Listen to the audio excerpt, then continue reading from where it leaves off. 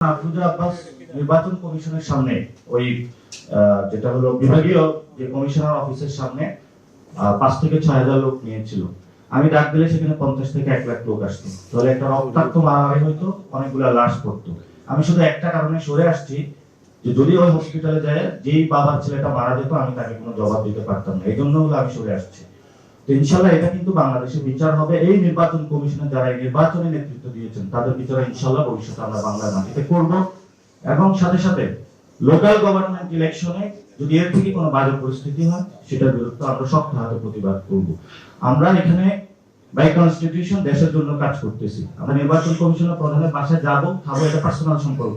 যারা নির্বাচন কমিশনার আছেন আপনারা আমাদেরকে দোয়া দিবেন, আমরা আপনাদের দোয়া দেব। কিন্তু যখন আপনারা একটা চেয়ারে আছেন সেই চেয়ার ধরে আমরা কথা বলবো। আর আমি এখানে যখন কথা বলছি আমি ব্যক্তি না ছিল কথা বলছি না, আমি এনসিপির একজন প্রতিনিধি হয়ে কথা বলছি। আমরা যেটা বিশ্বাস করি সেই বিশ্বাসটা বাংলাদেশে ইনশাআল্লাহ বাস্তবায়ন করব।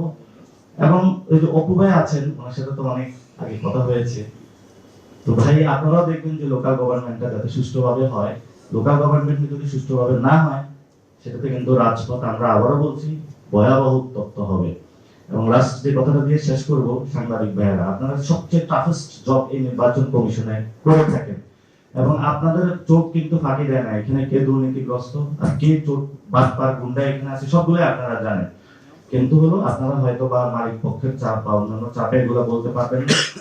কিন্তু আশা করবো যে একটা সময় যে যারা রিপোর্টার্স বিমান বর্ডার থেকে আছে এই ধরনের ইন্টারন্যাশনাল অর্গানাইজেশন সেগুলোর সাথে আপনারা কানেক্টেড হবেন।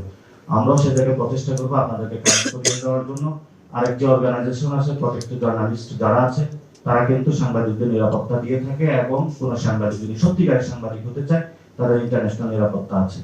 আমরা ইন্টারন্যাশনালি সে জায়গাগুলো কানেকশন বিল্ড আপ করতেছি। ইনশাআল্লাহ আশা করি যে বাংলাদেশের সাংবাদিক জগৎকে আমরা নতুন করে সাজাবো এবং নতুন করে আপনাদের সংবাদের মধ্য দিয়ে অ্যাটলিস্ট নেপালের ইলেকশন কমিশন থেকে আমাদের ইলেকশন কমিশনটা ভালো হবে।